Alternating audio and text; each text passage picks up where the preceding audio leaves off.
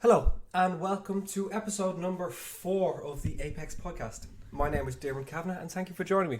Today I am joined by Lucia. So, obviously we went to record a podcast about 3 weeks ago now at this stage. And I suppose just with the way our schedules run, the last thing we want to be doing is, first of all, we see each other very regularly. Or very irregularly even. Well, it depends on the week, really. We see each other actually probably more than we should do. Yeah, with how busy we both are. Yeah, I suppose a lot of the time it's just see each other to sleep. and then get up and go to work or go to college and then see each other again to go to sleep. Yeah, okay. So give people a little kind of just tell me about your PhD. Okay, so I'd love to say that I'm doing a PhD in some sort of nutrition and sports science, but that's not the case. So my PhD is in chemistry. Regrets? No, not regrets. I love what I'm doing. I have kind of two projects side by side. So while I was in final year last year, I did my undergrad in nanoscience, physics, chemistry of advanced materials, which is the full title, and I applied for an IRC grant while I was in final year. So that is a scholarship to do a PhD from the Irish government. So they give me my stipend, they pay for some of my fees, and they also pay for some sort of lab costs as well. I found out about that just towards the end of final year, and then I started my PhD in September. So for that I had to propose a project. So my proposed project was to do, it's kind of interesting one. It was to build a material to grow heart cells on in order to do muscle regeneration in the heart. So I can go a bit more detail into that if you want me to, or I can kind of leave it with that. Give me another 20 seconds. Okay. So when someone suffers from a heart attack, they get some scarring on their heart, and that part of the heart then is non-conductive, and your heart beats by electric stimulus. So if that's not conductive, then you can't have that electric stimulus, and the heart doesn't act the way it's meant to be. So in order to fix that without open heart surgery, which is a very invasive procedure, we're trying to grow a substrate that is conductive, that will be able to bridge the true conductive parts across the non-conductive part, so that the heart can function properly. So that's kind of slightly simple. Slow down. You've told me this 30,000 times and I'm still not taking that in. Sometimes it's easier just to gloss over all the information for some people. But then after Christmas, I proposed a new project because I'm doing electron microscopy. So for the people that don't know, it's not just like a normal microscope. You use electrons instead of light, and it can look at very, very, very, very, very small things. So you can look at individual atoms. And I got kind of good with electron microscopy. So my supervisor, kind of someone who's helping me, in one of the postdocs in my group, he kind of pushed me to propose a new project to my boss. That would involve electron microscopy. So now at the moment I am looking at oxide materials such as stannous oxide, and then we'll hopefully move on to other oxides, perovskites, blah blah blah. And they are going to be used for energy science applications. But I'm looking at structural characterization, so high res atomic resolution. So trying to quantify and count atoms pretty much, which is pretty cool. For those who don't know what that kind of means. Well, okay. So that really has been one of the things that has been a really big factor in me being my education as a coach being so important, because I'm sat beside one of the smartest humans I've ever met before. Okay, so when you're not using the microscope, you do some fitness. I do some powerlifting on the side, yeah. So I'm currently 6 days out from my third competition. My second IPF competition, but my third competition overall. It's going to be university intervarsities, and yeah, so 6 weeks out, is kind of feeling the fatigue of prep at the moment. But 6 weeks? 6 days out, sorry. Yeah, okay, so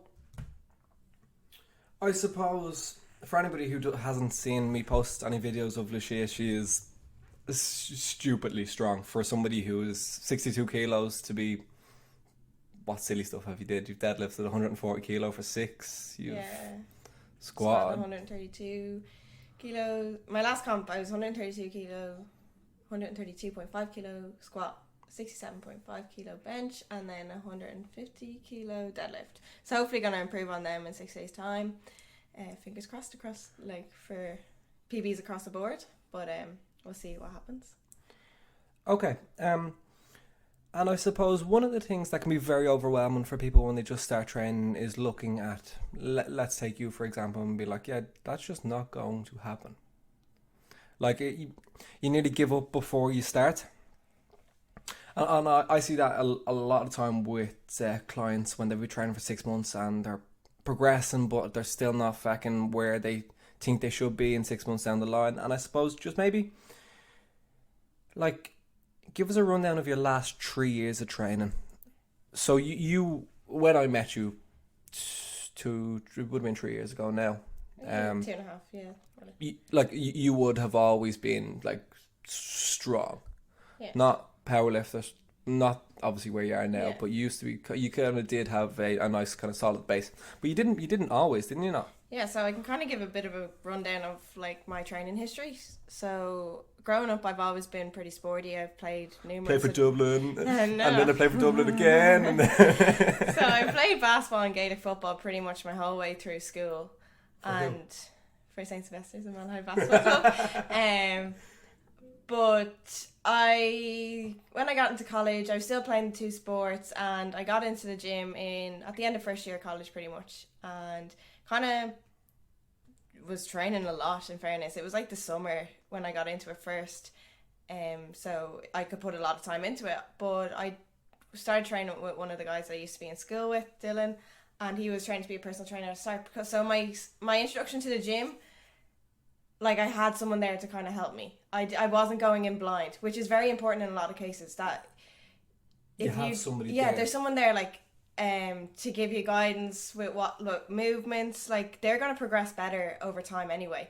But at least I wasn't going in watching, like, I didn't have to go look to online and watch videos and then get into the trap of social media doing stupid movements that are not going to do anything for you. So that was a good thing. So then pretty much been training for like 4 years in the gym now, nearly 5 maybe. But a lot of that, like, I've kind of been not strong all the time. Weights have severely increased, but I was never very, very, very weak, let's just say. And that's not me trying to brag or anything. It's just that I had, like, because of my sporting background, I had the athleticism there. I had a bit of strength there from the contact sports. Non-contact, contact sports. No, not at all. But I just kind of was introduced to weights then, that 4 years ago, started training, didn't really have any structured programs, was kind of just going in, doing whatever I liked, never followed a program pretty much until, I want to say, 2018, when you gave me a program when I was in Boston. I think that was the first time I actually properly followed a program. Yeah. And so Dermot was coaching me when I did my final year project in Boston. And where were you? I was in MIT, yeah. And I was doing like kind of like this fat loss kind of phase. Just, I don't know why I kind of did it. We just decided to take a bit of fat off. I don't know why we did it. But it was the first time I was proper strict with myself. I was very, very strict with myself. Like nutrition wise and training wise. I did a lot of cardio and a lot of training, which probably I wouldn't. Yeah. We ran like a 10-week fat lock phase, which was like probably the longest I've stuck at any one thing for a long amount of time in the gym.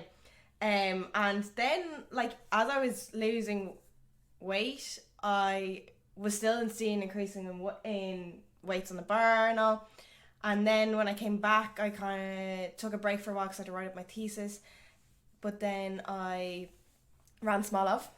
So that was the first kind of introduction to some sort of like basic powerlifting. Well, not basic. Smolov's stupid. Yeah. Smolov is not basic whatsoever. But like introduction to like pure strength training, probably it was my first. But like I always used to do squat, like never really very high rep. It always used to be kind of strength focused. But I'd never done a structured program in trying to gain strength, if that makes sense. And then moving on from there, I sat my final year exam, so I took 4 weeks off from the gym for that. And then we went away to the Philippines, so it was kind of like hit and miss for a while. Then when I came back from the Philippines, Dermot pushed me to go get a coach and actually get into powerlifting. I think you were probably the the heaviest influence in me going to powerlifting rather than just training in the gym. Oh yeah, I know. Yeah. Which I'm very, very thankful for. So then when we got back to the Philippines, I approached Gary McGowan, Skinny Gaz, on Instagram. He's part of Triage Method, and he coached me then for a total of 6 months. And I really, really enjoyed the process and the guidance from him. I did my first comp with him. So what we did is we kind of played a bit of a long game into that competition. So although it was 8 weeks away, which is a pretty short, I think it was 8 weeks or something, 6 weeks, something ridiculous. It was a very short prep. So what we decided to do was not prep fully for that competition and then play the longer game. So go and focus on a comp that we were going to do later on in the year. So that was November. That was Connacht's, IPF Connacht's in Galway. So maybe just with a prep for a powerlifting competition. So there is, it's very different to let's maybe call it an off season. If you can give a little kind of brief rundown of the increase in volume and what you're trying to benefit from it. Yeah. You get me? Yeah. So with a powerlifting program, say if you're in your off season, your program's going to consist less of your 3 main lifts and more on other lifts, trying to like other variations of the lift. So say if you mightn't be doing your comp squat, but you might be doing say a high bar or a front squat or maybe a safety bar squat, which is going to help in the comp squat movement, but it's going to be slightly different so you're not fatiguing. Less specific. Yeah, I can't say that word, so I've been avoiding it.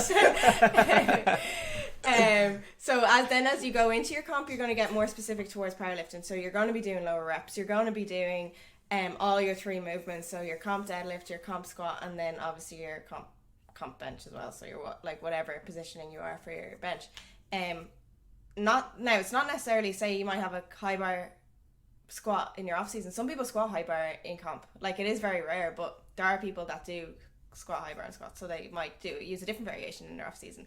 But there's also going to be much higher rep ranges maybe in your off season.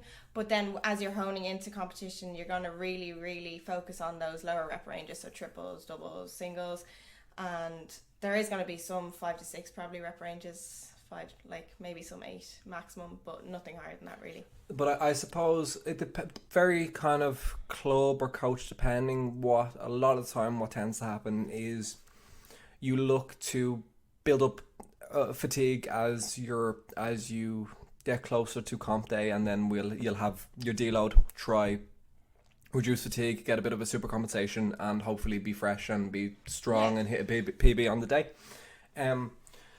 So just in regards to your competition that you have now in 6 days' time, I was just going to give a little rundown of what we did with food. So you finished up. I kind of interrupted you. So you finished up with Gary. Yeah, I finished up with Gary in December, and I made a decision to move to Avs Powerlifting in Dublin. I'm really, really happy with my choice. Although I really enjoyed Gary's coaching and I benefited so much, like especially with becoming more knowledgeable about training and nutrition and what suits me as a athlete and stuff. I did feel that I was missing, because I decided to focus purely on powerlifting this year and not play basketball, not play Gaelic football. I was missing kind of the team aspects of everything. Training on your own can be hard sometimes, when sometimes you just need a bit of support from people. And although you have, like, I'll have Dermot and he'll watch me train probably more often than not, there is that team aspect that I was missing. So I'm really enjoying training in Avs at the moment. Everyone's really, really welcoming. The sport as a whole, everyone was really supportive of each other. I found that, and there's no real, like, obviously you're going to get some sort of bitchiness in most sports, but it actually blows my mind how much people want to help each other, even though they're in, say, opposing clubs or they're competing against each other in the same weight class. It blows my mind. But yeah, so I've been with Abs now since the start of January, and I did kind of like a building phase for 4 or 5 weeks, and then I went into a 6-week prep. The Abs peak is what it is. But yeah, and then Dermot was doing my nutrition coming into this peak, so I'll let him just describe a bit of what we did. Yeah, so we started our deficit, let's call it about 5 weeks ago, maybe. Yeah, 5-6 weeks ago. Yeah, we decided to pull it. I wasn't like heavy. So you were 64 kilo, let's say. Yeah, 64 and a half maybe. Yeah. Didn't reach 65 anyway.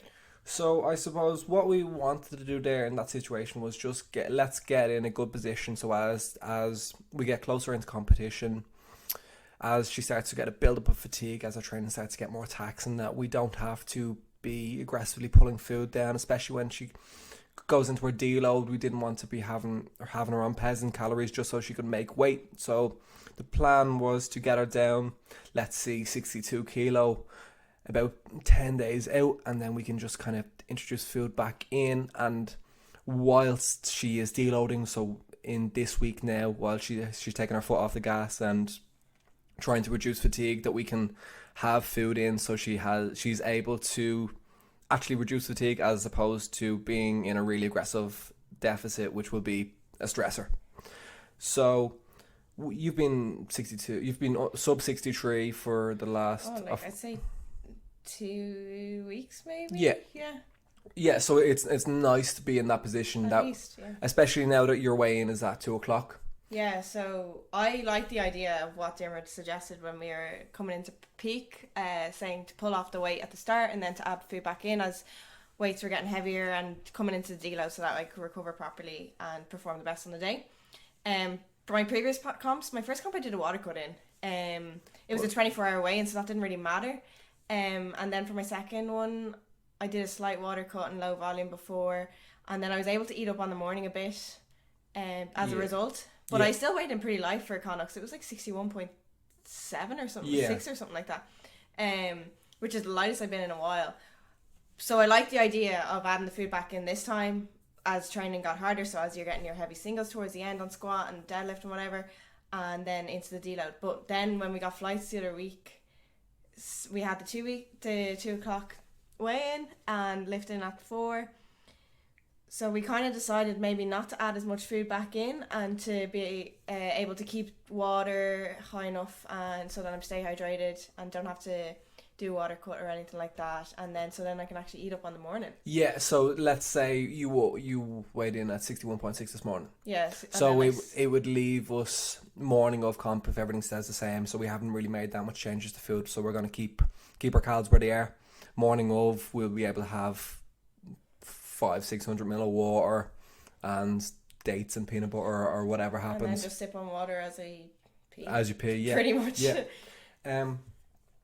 So I began to touch on it at the start and then just kind of got a little bit confused. Bit sidetracked. A little bit sidetracked. That's what happens. Yeah, that tends to happen to me quite a lot, to be fair.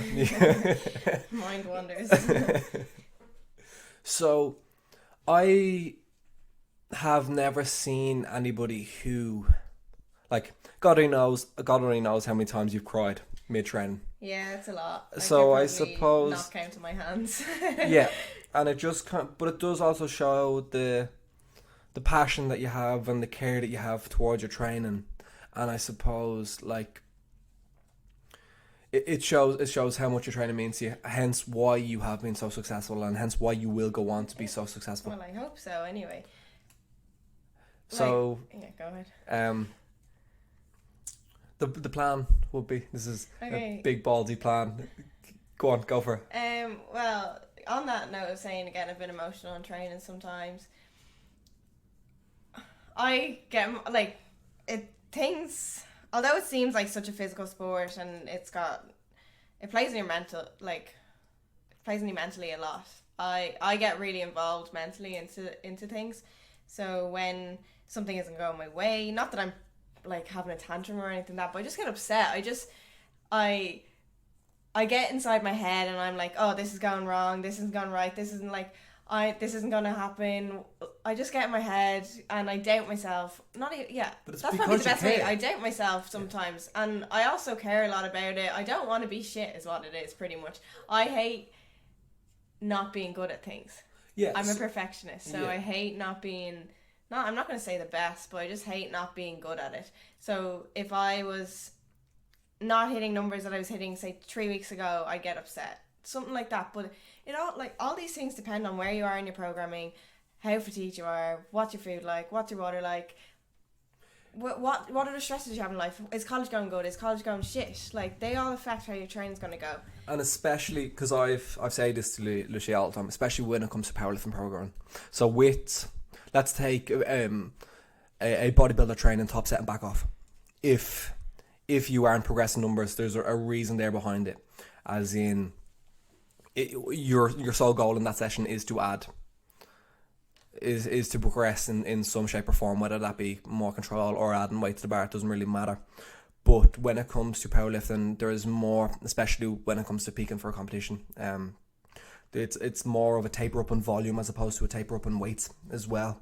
So not blowing your load has been massively important, and you taking a step back and being like, okay, well, I have an extra set added this week. I don't need to add weight to this bar, especially when it comes to powerlifting. It's very, very different or the way you're training for your powerlifting. There is lots of people that train. You don't want to be failing like 3 weeks out. Say like bodybuilders will train to failure, whereas that's really something that we don't want to be doing.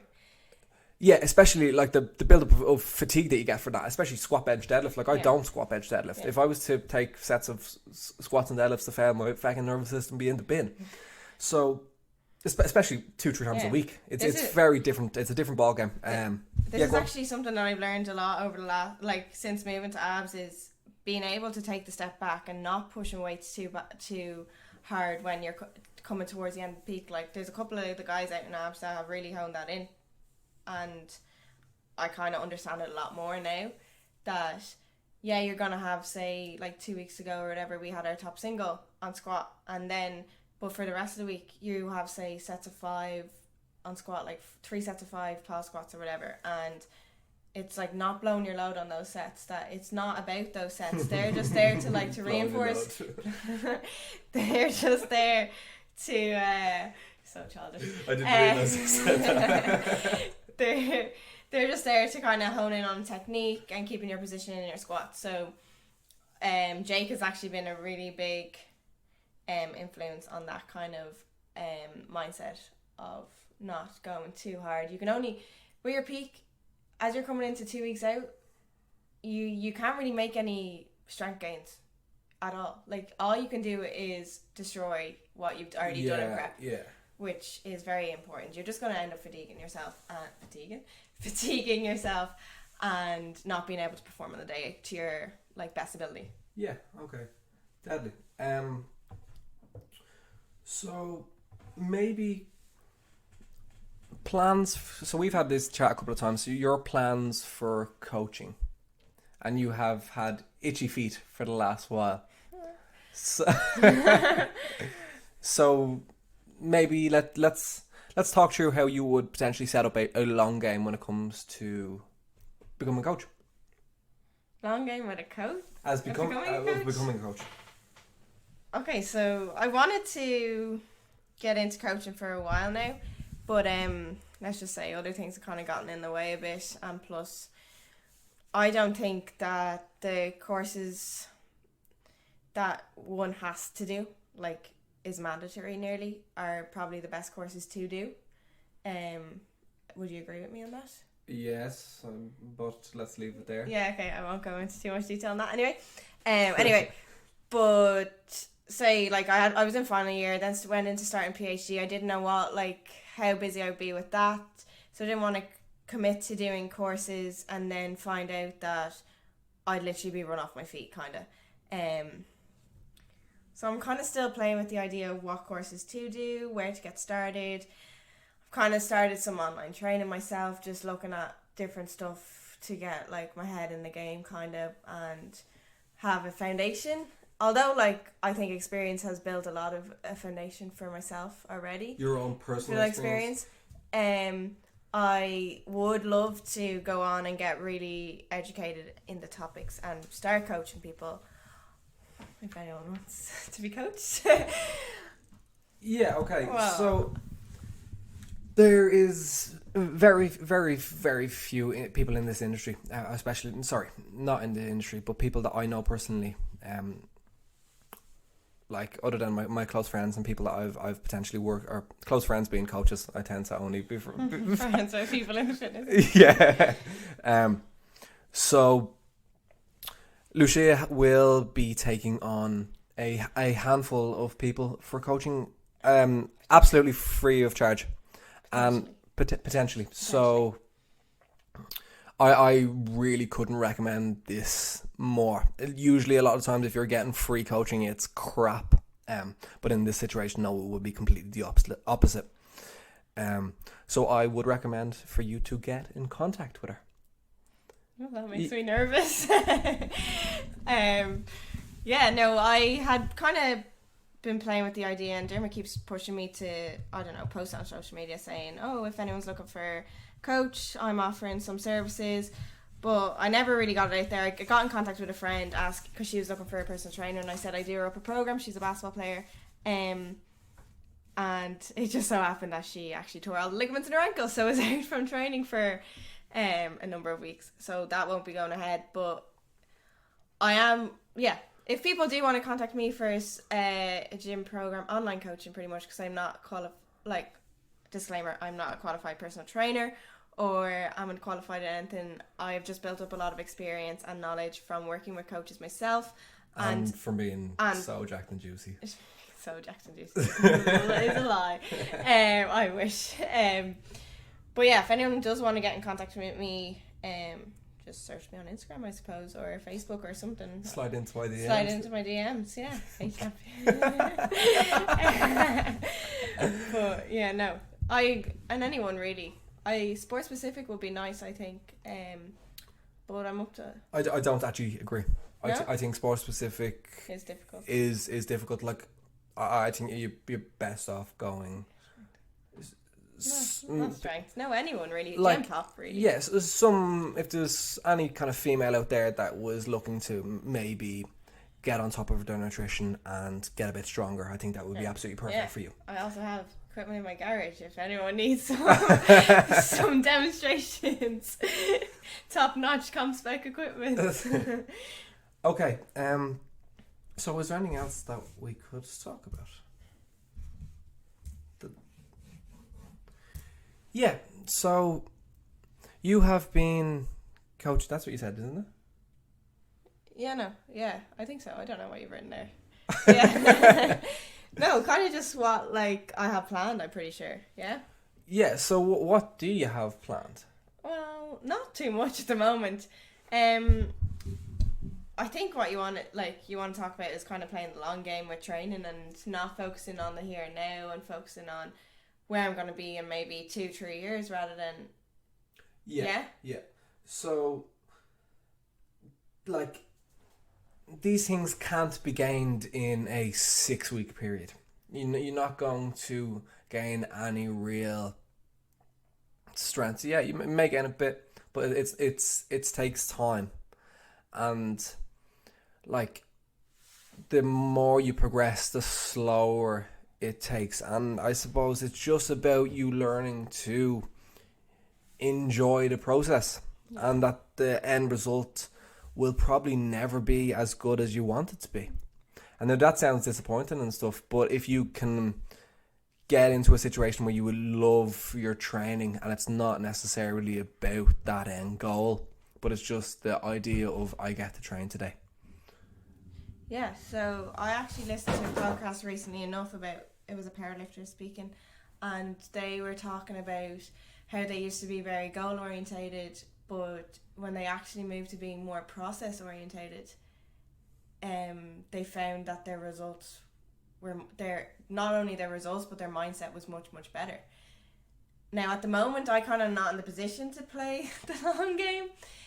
Well, not like a 2-3 year long game, but I mean, I'm not in a position to play that kind of sort of long game, but say towards the end of the year I'm much more in a position to play that, because it's my last year junior. I'm trying to push as much to kind of get some good results as a junior, because I want to say it's easier to compete in powerlifting as a junior. That's probably the wrong way to say it, but open powerlifting is quite a big step up from junior powerlifting. So I will only have till the end of the year pretty much to make junior gains, if that makes sense. Also to the fact that you're how many kilos off all the totals? Yeah, well, we're not going to go into that, okay? Because there's a very good, some very good, some very good competition out there. Yeah, true. And it's great to compete against such good girls, and well, I'm not going to say lads because I don't compete against the lads, but it's nice to see the sport growing at least, and I say that as a very newbie to the sport, in fairness. But okay, so sorry about that, guys. We just got interrupted by my little brother. And I'll just kind of round up quickly what I was just saying. So I was kind of talking about playing the long game with training, and especially for me as a powerlifter. I'm not kind of in the position to play that this year, just because I want to finish out this year as a junior and push as hard as I can. But going forward, there probably are stuff that I'll need to fix, say with technique wise, or I don't really know, but like there's no point getting bogged down with that. Say if you have to strip back the weight completely, either due to injury or due to fixing technique, just not to get upset about that and to treat it as a long game. You are going to be doing everything in order to progress, say maybe not in 6-12 weeks time, but in a year's time, in 2 years time, you are always going to be a better person because of that. And I'm going to say this because my deadlift probably needs to be stripped back, looked at technique a bit, and that's going to be hard to not be able to deadlift as heavy as I would have been able if I just stuck with whatever way I'm deadlifting at the moment. But it will benefit me in the long run, and I will be pulling numbers then that I probably wouldn't be able to pull. And on the topic of benefiting you from the long run, what about so there will be some stage when you will have to go into a gaining phase and gain some fat and gain some muscle and strength and to go along with that. So how does that make you feel? And why is it worth it? I kind of want to say that I don't get bogged down with weights or numbers on the scales, but I think that's a lie. Like everyone, weight. I know, but that's going to go up. Yeah, but even fat gain as well. Yeah, so I've actually thought about this a lot recently, and we've discussed it, and I've listened to podcasts about it, and just kind of thinking about how am I going to progress to the best of my ability. And I think that is going to have to be taking a step back from competitions at some stage and trying to pretty much gain as much muscle as possible is probably the best way of saying that. And that's going to need to have an increase in food in order to do that. And obviously no one can just put on lean muscle, especially when you've been training for 4 or 5 years by the time Trend. No. So I'm going to be putting on fat. The scales are going to go up. My physique is going to change, but it's all for the greater good. That sounds like there's a god up there or something looking down at me and like going to give me special powers or something. But no, it's definitely... I'm not going to say that I'll need to move up a weight class straight away or anything like that, but I probably will next year maybe take a year off competing, build for a year, which is going to be so tough. You get the itch for competing very quickly, I have to say. And it will be very tough to not compete and to just be training all the time and not have like something to look forward to. I know that's bad, like that's probably not something to train towards. So yeah. I find that as well. It's like I've already taken like a year off competing, and I will continue to take another year or year and a half off. So I get asked constantly, when you competing next? Like you haven't competed in a while, you can't. And if I'm honest, I haven't improved. And I haven't improved to as much as I need to have to be where I want to be. And I will not compete until I'm in a position where I actually have improved and I have a physique worthy of dieting down and competing again. So I'm quite happy to take my time. There's no need for me to rush anything. It will come when it comes, and I just have to enjoy the process. Yeah, you can kind of take this into all aspects. Say, as a powerlifter, as a bodybuilder, into your career, into your, relationship, everything. Like, everything takes time to build to something that you want it to be sometimes. But, it's all about kind of trusting the process, trusting your coach. if you have a coach, you probably should have a coach if you're going to be doing any sort of competitive sport, and enjoying it as well, not getting bogged down with, say, numbers or statistics or anything like that. Enjoy the process, put in the work, put in the hard work, and you'll reap the benefits. Hashtag motivational or something like that. Grind. But it will be hard, I think. On me personally,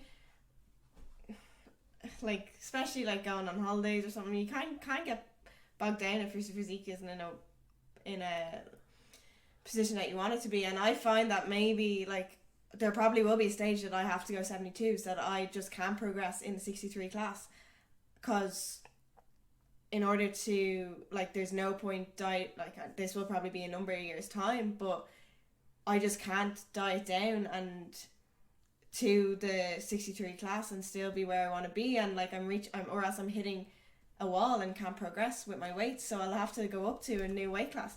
And I, like, at the moment, I can't see myself filling out a 72 class, but the time will probably come where I have to, and that's just going to be the case, and hopefully I'll be in a better position to have that weight on me than the way I am now. Yeah, because we've had this chat a couple of times, and I don't think you're there yet.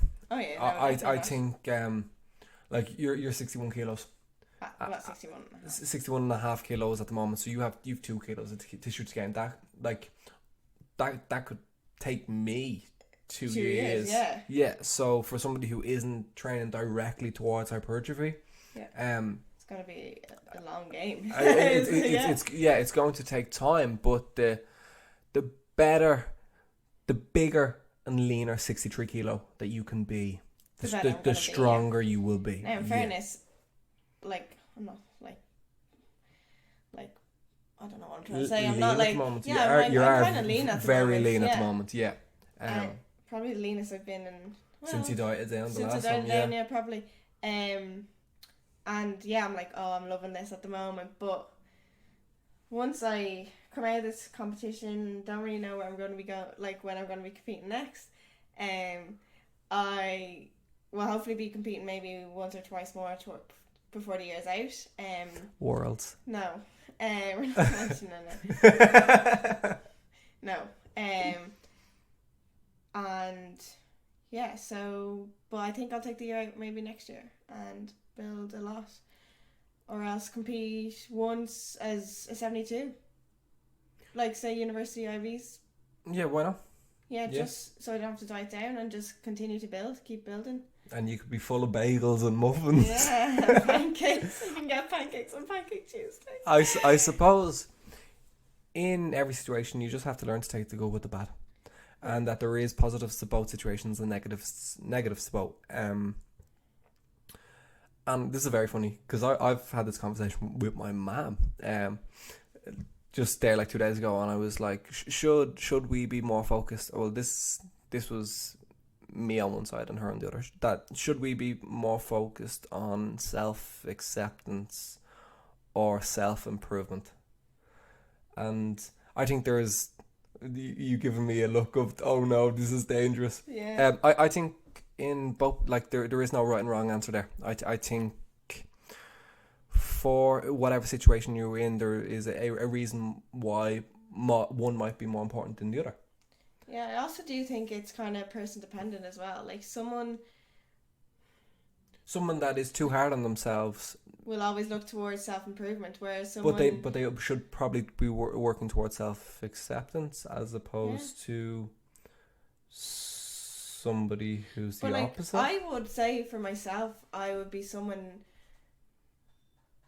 who would be more so always working towards self-improvement for... Yeah. I'm the exact same. Maybe at times I would be best off taking a step back and just doing a bit of self-acceptance and kind of celebrating where I am or what I've achieved to date and stuff I couldn't agree more. Yeah, no, I completely agree. That if we continue to never be happy with the situation that we're in and always looking to progress, that we will, as I said, we will never be happy, because as the second that you deadlift that 160 kilo, you'll want to do 170. Yeah. And I suppose you just have to... Where do you become happy? Where, like, do you always look to do more, or is there a point that you're going to be satisfied? Yeah, and I suppose, like we said this already, and it's the get the enjoyment from the process, get the enjoyment from you being on track.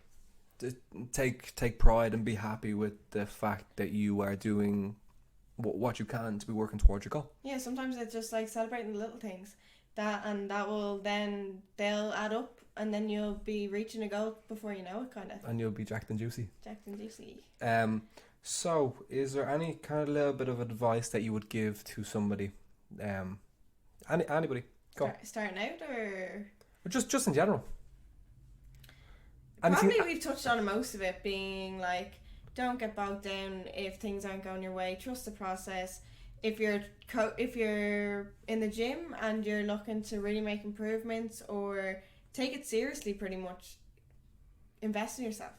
Don't go just like scrolling through Instagram, like comparing yourself to others and just wishing that you're like somewhere else, or even like some of the stuff online is not the best. Let's just say go out and invest in yourself. Hire a coach. It's probably the best thing that I've done over the last year, I have to say. Hiring a coach, and then although I'm not specifically hired a coach now, I do have coaches, yeah. And there are a number of people I'm with a coach, and a coach and teams. And that is although at the time I was kind of playing with the idea and not sure whether it was the right decision, I'm thoroughly happy with my decision to have to train with a team now. And so since you've got a coach, you have improved the most. Oh, 100%. Since I've got a coach, I have improved the most. I will never not work with a coach, and will you say the same? And you are a coach yourself, so everyone can learn from having a coach. Everyone can progress probably better by having a coach. Yeah, it's the accountability. There's a number of different reasons why. I think one is accountability. Yeah. Yeah, no, but like for me, for example, if I can pick up anything, great. But if I can't, it's the accountability to have there. It's to have somebody to bounce ideas off. It's, but like for you, what have you picked? Like, what does how do you benefit from a coach? Kind of like it takes a bit of stress off you, I find. Yeah. Is that you don't have to do the heavy work if you get you have to do the heavy work in the gym, but you don't have to do everything behind the scenes. That's kind of pretty much done all for you. It takes a bit of stress off you, and if you put full trust in your coach, then that's pretty much all the hard work done for you. And that's pretty much what I did. I used to take whatever my coach has said to me as gospel. It is good to question people every now and then, and if you don't think something's right, pull them up on it and ask for a reason behind. Ask for a reason why. No one should give you something and then when you ask why, not give you an answer. Then there's clearly no reason behind it. Yeah. But if they have a reason, and then you benefit from asking questions, because then you actually learn. You learn a lot. You do, and that was probably a steep learning curve. Is what it was when I hired a coach. Yeah. You learn things very quickly and quite easily without having to do much, without having to go searching for it. You learn a lot. Yeah, I suppose you learn all the practical side of things. Yeah, obviously, if you want a bit more detail, you have to go searching yourself. You have to go sit up a mountain, bring your triage gospel. But yeah, no. In terms of, I'll just go back to advice that I give is invest in yourself, trust the process, and play the long game. Probably they're kind of the same thing. Don't be so goal orientated, and be a bit more process orientated, and not to get bogged down and not get too much in your head. On the topic of trusting the process, make sure your process isn't a pile of crap.